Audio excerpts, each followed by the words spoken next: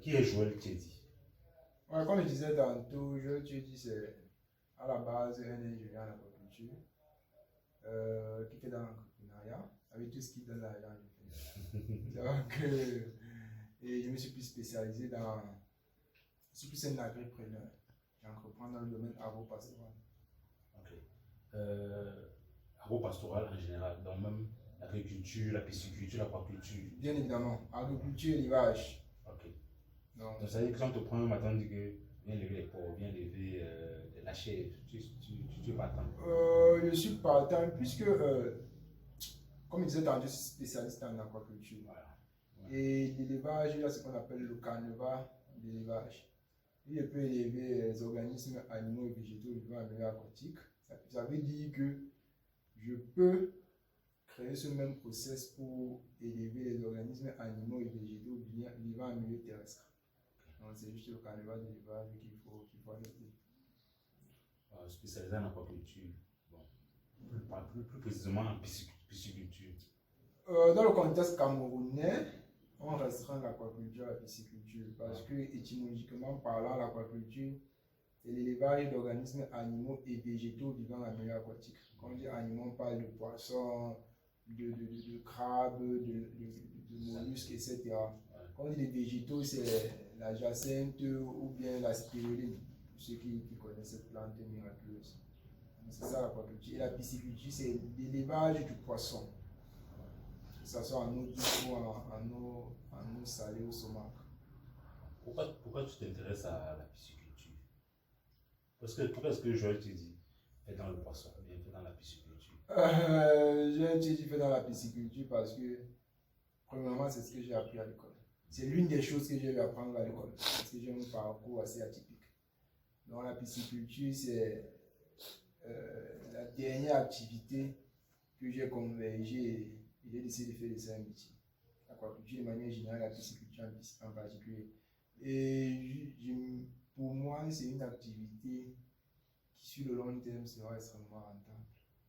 Donc, la question que je vais te poser, c'est que représente le poisson pour toi? Que représente, le poisson? Quand tu vois le poisson, qu'est-ce que ça te fait? C'est quoi ça? Quand je regarde le poisson, je vois en ça beaucoup d'argent. Je vois en ça quelque chose que je peux facilement sortir de la pauvreté. Je vois aussi en ça quelque chose que je peux manger sainement sans avoir un problème majeur. Parce qu'on n'est plus à démontrer les vertus thérapeutiques et diététiques du poisson. Donc, quand je vois le poisson, je vois en ça plein de choses. Bon, quand est-ce que tu as eu le déclic qui t'a dit que, la première fois où tu as dit que bon, tiens, je vais faire dans la pisciculture ou bien, quand est-ce que tu te poses la question de savoir, j'ai envie de faire dans ça, c'est ça qui m'intéresse, ou bien il y a un intérêt, d'où t'es venue l'idée de faire, tu allais à l'école, mais avant d'aller à l'école, c'était de manière hasardeuse ou bien c'était un cours hasard? Ouais, comme je disais tantôt, j'ai eu un parcours assez atypique.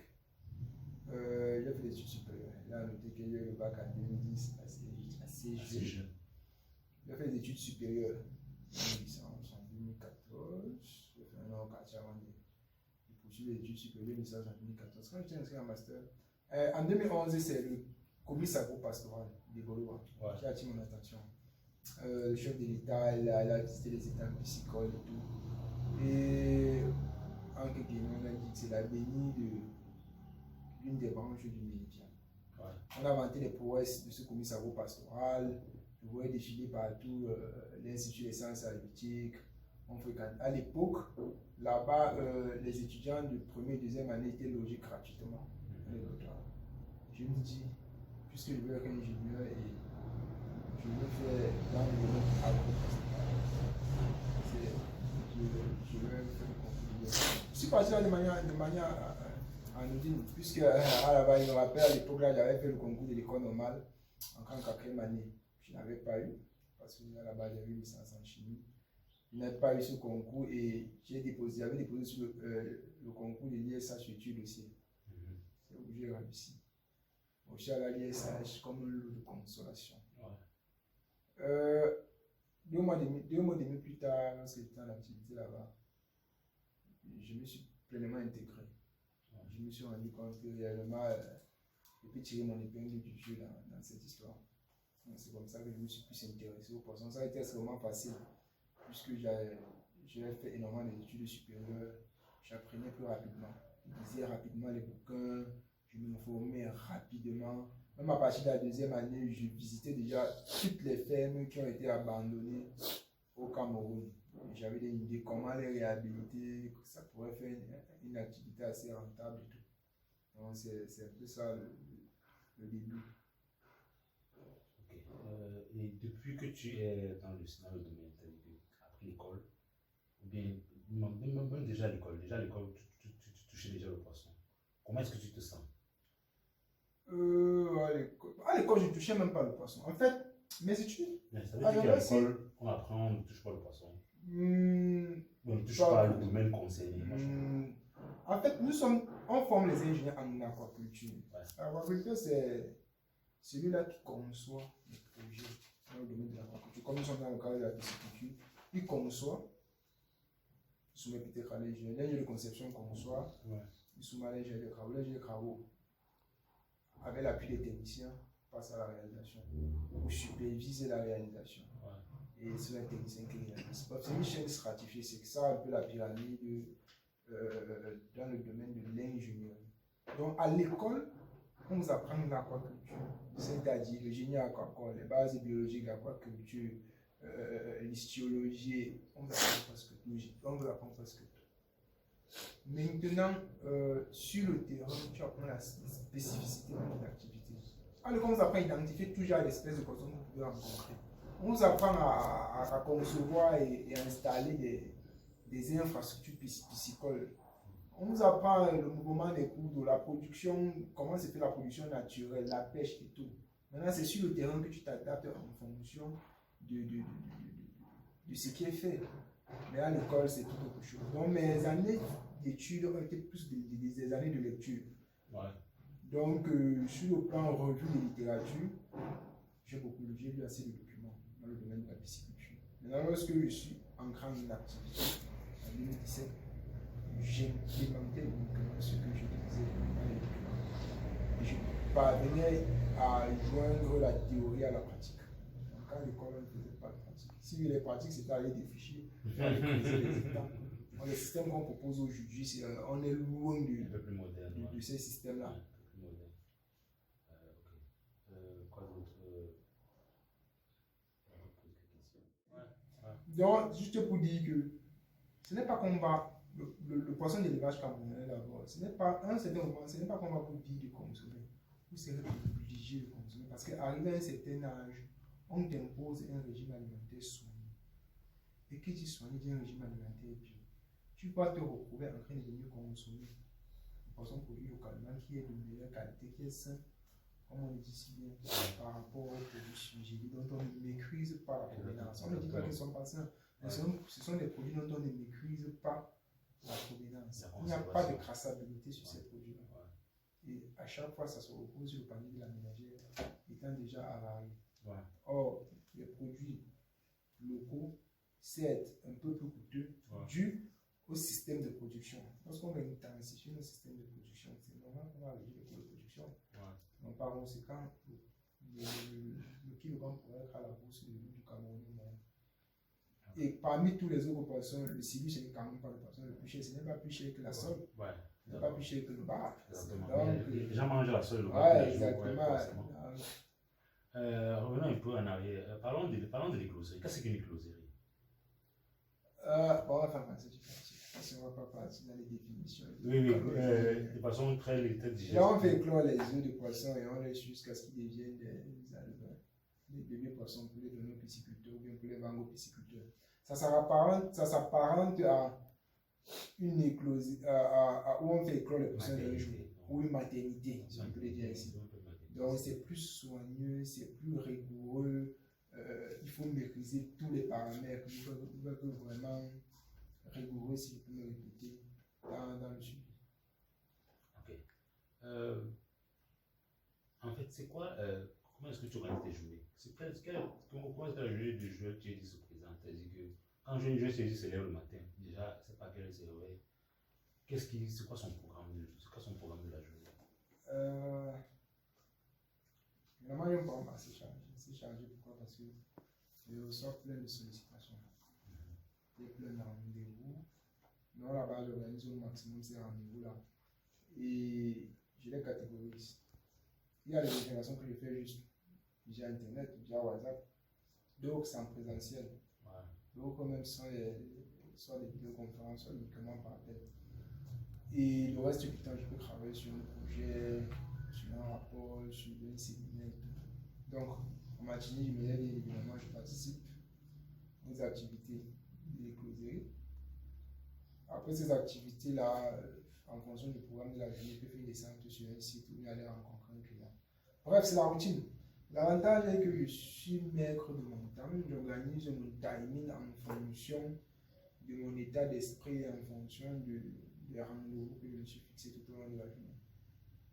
Donc, je n'ai pas un emploi du temps carré spécifique. Je ne peux pas vous dire que de lundi à dimanche, je vais d'un point X à un point Y. Non.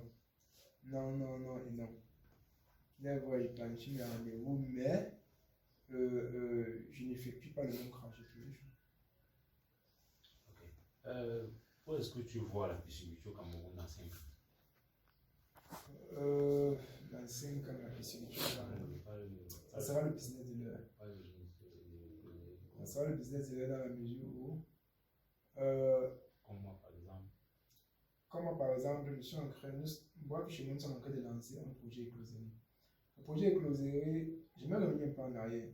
En pisciculture, aucun secteur ou aucun membre de la chaîne de production n'est exploité à son plein potentiel. Ouais. Tout est encore à découvrir. Donc, si vous avez votre argent pour vous lancer dans la production de poissons de table, la production d'aliments, la production d'aliments, le fumage, le descente de la transformation, la solution dans le fumage du poisson, la production des géniteurs, la vente, bref, tout est encore vivant.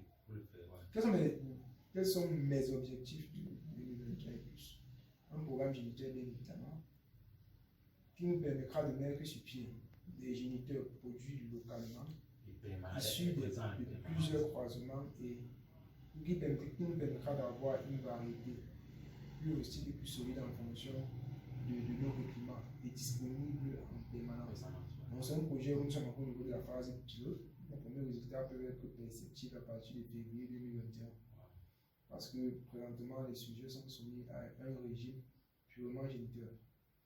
Donc, en parallèle, on mettra sur pied une écloserie moderne qui nous permettra de produire en moyenne 50 000 alevins tous les mois. Je n'aime pas trop entrer dans ces chiffres théoriques là dans la mesure où, et du coup, on mettra sur pied une écloserie qui nous permettra de satisfaire le petit marché qu'on aura à créer. Parce que le marché est vraiment immense. On ne peut rien faire. Il faut faire grand chose, il faut beaucoup de moyens. C'est en fonction de la cagnotte qu'on aura qu'on pourra tailler notre part du gâteau. C'est l'État nous aide. C'est l'État aide. Bon. Faut pas tirer sur l'État. L'État va aider. J'ai la ferme conviction que l'État va aider. Voilà. Vous savez, la pisciculture démarre réellement en 2010-2012, avec une petite pilote. C'est où on commence à comprendre qu'on peut aider du poisson. On met de l'étang. Ça pas 2014-2015 que vraiment les gars s'intéressent de plus en plus à la pisciculture. Les écoles forment de plus en plus de techniciens. Puisque l'État ne peut pas se mettre à financer si déjà il n'y a même pas la ressource technique nécessaire. Exactement. Le programme Marie 2020 a été consacré comme l'année du poisson par le ministre de l'élevage. 2021, j'ai la ferme conviction que ce sera une année où les projets seront réellement implantés. Parce qu'il y a plein de choses qui ont été menées par l'État. Ça va se passer un peu comme le poulet. Étape 1, on a interdit l'importation des poulets surgelés là. L'État, c'est comme ça qu'il a agi. Il met la charrue avant les bœufs. Il a interdit l'importation des suivis, tout comme les poulets surgelés, tout comme on a interdit l'importation des suivis jusqu'à chaque. Étape 2, on crée des zones en gros, des zones de production, des basins de production. Étape 3, on passe au financement. C'est-à-dire, on ne va pas financer tout le monde, on va financer ceux qui sont déjà en activité, ceux qui produisent réellement. Le problème c'est pour évidemment, c'est que on finance généralement ceux qui ne vont pas utiliser cet argent ici. C'est ça le problème. Il y a quelqu'un qui peut bien commencer la pisciculture, mais il reçoit 10-15 millions de financement. Il tombe au Canada. C'est la destination. Le 90% des jeunes veulent juste partir. Ouais, alors qui a fait. Ce qui est vraiment déplorable. Voilà. On parle de la formation. Est-ce que c'est facile de trouver un technicien ou bien est-ce que c'est facile de trouver un jeune qui dit que bon, je vais venir travailler je vais venir travailler dans une ferme et avoir peut-être mon petit truc à la fin du mois. Est-ce que c'est facile? De plus en plus, les jeunes n'aiment pas travailler. Je vous le dis aussi froidement, mais la jeunesse n'aime plus travailler. Ouais. Ils veulent juste voyager, vendre les mèches, vendre les parfums, vendre les voitures importées, tout ça. Ouais. C'est vraiment déplorable. Je parle en connaissance de cause. Moi, personnellement, j'ai lancé une ou deux formations. Tout jeune, chercheur d'emploi. Ouais. Venez, je vous forme. Bon, les gens ne mangent pas le poisson. Si les gens en mangent. Si les gens ne mangent pas, ça veut dire que c'est. En marketing, on dit que ce n'est pas ta cible. Ce n'est pas ta cible. Il y a une cible pour chaque produit. Commençons par là. Il y a une cible pour chaque produit. Si tu proposes ton produit à un consommateur lambda, il te dit qu'il ne mange pas, ce n'est pas lui la cible. La cible existe. Non, de fois on lui dit encore le poisson, c'est. Donc, rien que l'aspect physique du poisson le met déjà. C'est même pas que sur le goût. Parce qu'on a les appréhensions, moi, tu te rappelles, bon, moi par exemple, comme je disais, moi quand j'étais petit, moi je voyais la suie comme le poisson du bouillon terminé. Ok. D'où revenons que cette consommation, c'est une histoire d'habitude alimentaire. Ouais. Auparavant, on était plus habitué à consommer d'autres poissons, on ne connaissait même pas le maquereau. Ouais, ça c'est vrai. Ensuite, avec la crise économique, on a commencé à consommer le maquereau. Dans le maquereau, il y a plusieurs variétés de maquereau. Il y a même des maquereaux qui n'existaient même plus. Ouais. D'ici 50 ans, il n'y aura plus de poissons dans l'eau. Ouais. L'aquaculture restera la seule et unique option pour nourrir les populations. Ouais. Et au Cameroun, d'ici 15 ans, consommer du silure ne sera plus une option.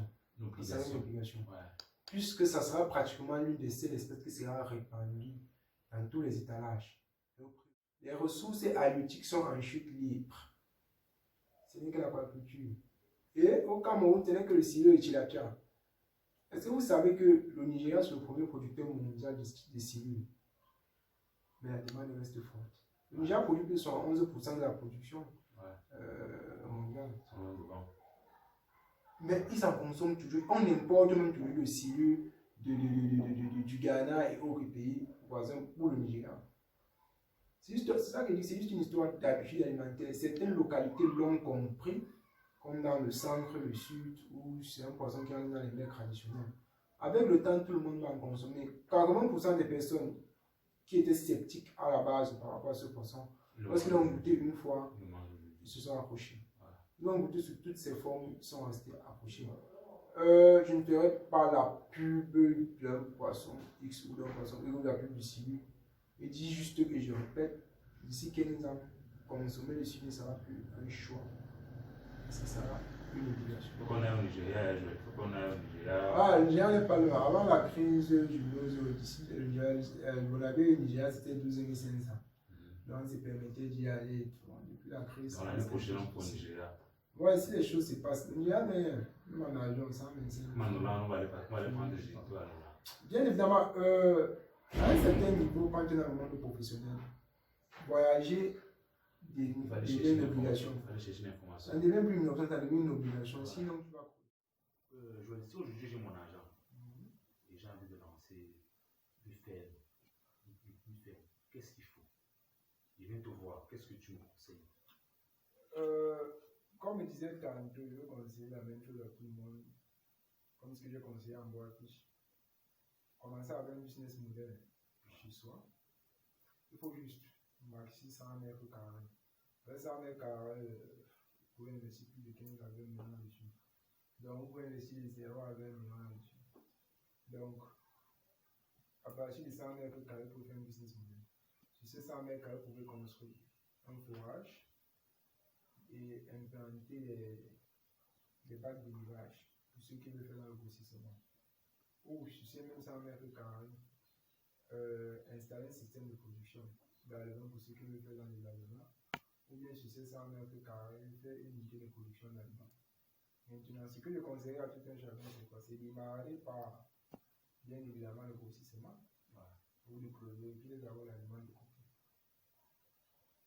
Pour cela, qu'est-ce qu'il faut? Comme il a dit, les deux causes d'échec d'une activité piscicole, c'est le management et la technique. Si un bon manager il cherche à recruter un technicien ou un ingénieur qui va l'accompagner dans son programme d'élevage, cet ingénieur va l'orienter, le former et l'assister durant un cycle, un an, en fonction des clauses de contrat qu'il aura avec l'ingénieur. Donc, je pense que là, c'est le B.A.B.A. pour démarrer un projet d'élevage. Maintenant, lorsque vous démarrez votre projet d'élevage, vous devez assurer quelques critères. Comme on a dit tantôt, le choix du site. Si vous avez un petit espace de 100 mètres carrés, c'est largement suffisant. L'accès au site, ou bien les moyens de communication. Est-ce que je peux avoir accès facilement au site? Si par exemple, je vais acheter 1-2 kg de poisson, est-ce que c'est possible? La route est accessible, il y a une connexion au réseau local si je dois appeler X ou Y pour une activité quelconque. Donc voilà les questions qu'il faudra se poser avant d'implanter une ferme piscicole. La disponibilité en eau, l'élément clé. La disponibilité en eau. Quand on parle de disponibilité en eau, est-ce que vous avez l'eau en grande quantité? Grande quantité ne veut rien dire en termes de chiffres. Quel est le volume d'eau que vous devez avoir par jour? C'est en fonction de la production que vous vous êtes fixé. Donc, vous n'allez pas attendre, si vous avez peut-être un puits, pour avoir le bon débit, c'est en saison sèche, vous allez évaluer ce débit-là. Si vous avez un forage, c'est pareil, parce qu'il faut vous souvenir qu'un forage est taré. Le forage n'est pas sous l'eau depuis là. Si un lac taré, ce n'est pas le forage qui va survivre. Donc, on se rassurer que vous avez de l'eau en quantité. Accès au site, accès aux moyens de communication. Donc, ce sont les éléments nécessaires pour lancer une activité piscicole. Ok. Moi, j'étais dans le grossissement, alors je sais ce que c'est. Bon.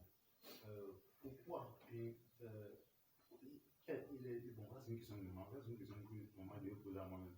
Mais, quelles sont les difficultés? Pourquoi est-ce que les promoteurs rencontrent les difficultés? Quand les promoteurs viennent te voir, généralement, quelles sont les difficultés qu'ils rencontrent? Les difficultés sont de toutes sortes. Comme je disais tantôt, parfois on les vend du rêve. On les dit, vous allez mettre le poisson chrome et 4 mois plus tard, vous allez récolter ces poissons. Il faut pas qu'on se mente. Ce n'est pas, comme on dit au français du cacher, la vraie vérité. Donc, la production du poisson ou dans le domaine agro-pastoral, c'est un planning. Tu dois avoir un management de production, des périodes de mise en charge, des périodes de récolte, ainsi de suite. La cause d'échec d'un projet piscicole, si on veut rester au cadre de la pisciculture, comme je disais tantôt, c'est le management et la technicité. Si tu n'es pas tu peux être un bon technicien, un mauvais manager, ça ne va pas marcher. Tu peux être un bon manager, un mauvais technicien, ça ne va pas marcher. Il faut concilier les deux. Si tu n'arrives pas à concilier les deux, recrute des ressources compétentes pour manager ce projet. Et tu verras la rentabilité sera. Puisque, pardon, je prends un exemple. Allons avec quelques chiffres. Si tu veux lancer un projet de grossissement, tu te dis, je veux produire 1 tonne de poisson par mois. Ok. Et dit pour produire 1 tonne de poisson par mois, il faut avoir 8 bassins, avoir 10 bassins circulaires de 5 mètres cubes. Avec ces 10 bassins, on peut faire le management de ta production. Maintenant, après avoir mis sur pied les immobilisations, c'est-à-dire forage, sécurité, infrastructure, bac, récipient, emballage, bref, tout le nécessaire. Quel est le besoin en forme de roulement qu'il te faut? Pour produire 1 tonne de poisson chaque mois, il te faut avoir en moyenne 1,2 million à 1,3 million besoin en forme de roulement par mois. Ça veut dire que chaque mois, tu dois avoir ce montant d'argent qui sera égrené. Tu dois souffrir de rien. Et cet argent sera égrené au cours du cycle, au cours du mois, je ne sais pas comment expliquer ça. Puisque chaque jour est quantité d'aliments spécifiques que le poisson doit consommer. Si vous respectez tout cela, c'est normal que vous pouvez sortir une tonne de poissons. Puisqu'on va tous se poser la question, qui va acheter et tout. Le problème dans l'entrepreneuriat agro-pastoral est que on n'a pas les productions continues, on produit en période. Lorsque la production est périodique, c'est normal que vos marchés soient aussi périodiques. Si vous produisez en continu, votre marché sera continu. Il est possible de produire en continu. En produisant en continu, vous avez une clientèle fidèle et fiable. Au jour d'aujourd'hui, en zone littorale, si on pose la question de pisciculture, est-ce que tu es sûr de satisfaire la demande de 50 kg de poissons tous les jours pendant un an? Personne ne peut le prendre. Parce que c'est impossible, personne ne peut le faire. Les moyens manquent peut-être, mais il y a d'autres astuces. Une petite écloserie. Lorsqu'une écloserie produit réellement, ça produit au moins 10 000 euros par an. Si vous devez prélever 10 ou 15 ou 20% de 10 000 euros, ça fait pratiquement 100 à 200 000 francs qu'un jeune peut avoir par mois. On dit à un jeune, viens, on te forme. Il dit non. On me dit, ok, viens, on te forme, tu débourses une somme de 350 000 francs. C'est trop cher. Ok, viens, on signe un accord, on te forme gratuitement. Lorsqu'on va te mettre dans un travail, tu vas produire, on va nous verser une part jusqu'à recouvrir ces 350 000 francs. On a vu personne. Je me suis dit, je n'ai pas fait une bonne communication. Je me suis associé avec un affiche. On a lancé une campagne de formation. On a mis un max d'argent dans la publicité. Ça a été le même résultat. Mais à chaque fois que tu vas voir, je dis, il n'y a pas de travail. On cherche. On a plein de diplômés, mais très peu de personnes. On forme les fonctionnaires qui veulent seulement rester dans les bureaux. Quelqu'un préfère réussir au concours de la fonction publique et avoir 8 500 francs de salaire que dans le secteur informel, on peut dire, et avoir 50, 60, jusqu'à 80, voire 100 000 francs tous les mois. Généralement, ce sont les salaires bruts, sachant qu'il est logé. Il y a d'autres avantages. Donc, ça reste vraiment difficile de former la jeunesse sur le plan pratique. Donc, on préfère aller rester dans les universités, que ce soit publiques ou privées, les instituts de formation. Et parfois même, ne sont pas, ont la capacité, mais n'ont pas la compétence par rapport à un domaine d'activité bien spécifique. Donc, moi, ce que je pourrais dire. Faut lancer un appel. Ouais, clair, c'est pour ça que je me dis par exemple aux jeunes qu'il faut recenser les secteurs porteurs. Moi, avant de partir à Yabassi, j'ai visionné normalement, je fais la licence d'agriculture en master. Je regardais les secteurs porteurs. Il y a le domaine de l'ingénieur. Pour moi, un ingénieur qui chôme vraiment, c'est un feignant, désolé. Puisque tout est à faire. Donne-moi un domaine d'ingénierie, je peux te dire les potentialités qu'il y a là à l'intérieur. Il y a réalité du terrain, M. Joël. Il y a des réalités, de donner les potentialités. Maintenant, ça sera à toi de travailler pour être compétent, pour faire face à ces difficultés-là. Il y a des réalités que on ne refuse pas. Mais, puis généralement, c'est l'incompétence qui traduit au chômage. Et généralement, les jeunes travaillent de moins en moins. Aiment plus faire la fête que le travail. Et c'est ça qui est assez embêtant. Donc, j'incite tous les jeunes de réellement regarder les secteurs porteurs. Regarder les secteurs porteurs, l'agriculture, l'élevage, le numérique, les bâtiments et travaux publics. Tout est à faire. Tout est à faire. Ça ne sert à rien de partir au Canada, travailler. Non. Il dit que tu vas venir ici. Aller au Canada, aller en Europe, aller travailler là. Quand ça sera rempli dans vos poches, vous allez rentrer au Cameroun et dire que bon, on va investir dans quoi. C'est nous qui allons prendre l'argent et redistribuer. Exactement. C'est juste à cause de ça que moi, l'idée d'aller un jour en Europe, si oui, c'est une formation. En vacances n'est pas attribué. Pour faire une formation peut-être d'une ou de 2 semaines pour découvrir les nouvelles techniques de production pour micro-picaliser ça ici au territoire. L'idée d'aller en Europe, là, pour moi, ça ne m'arrange pas. Ça ne m'enchante même pas. Moi, je suis plus intéressé au développement local. C'est dur, mais je sais qu'on va s'en sortir. Tu as autre chose à ajouter? Qu'est-ce que je peux ajouter? Je peux juste ajouter que l'entrepreneuriat au Cameroun n'est plus une option, mais c'est une obligation. Il n'y a pas le travail. Là où tu parles, on va te payer. On va te payer 2 3 fois, crois-moi, après on va arrêter, tu vas les MB. C'est une obligation. Donc, nous devons tous liées à l'entrepreneuriat. Et il y a à faire. Il y a tellement Il y à a faire. tellement à faire. Et tout est à refaire. Tout est Il faut copier et coller chez nous. toutes les personnes qui sont réellement intéressées, Ouais. ils peuvent contacter une voie fiche pour Ouais. une journée d'information de comment faire pour se lancer. Soit Les échanges, les échanges, les échanges sont les orientations, un les échange. coachings. Ouais. Puisque présentement, on va encore les coachings gratuitement. Ouais. Un échange, quand on a le déclic, c'est un échange, quand on a le déclic, En c'est un même temps, échange.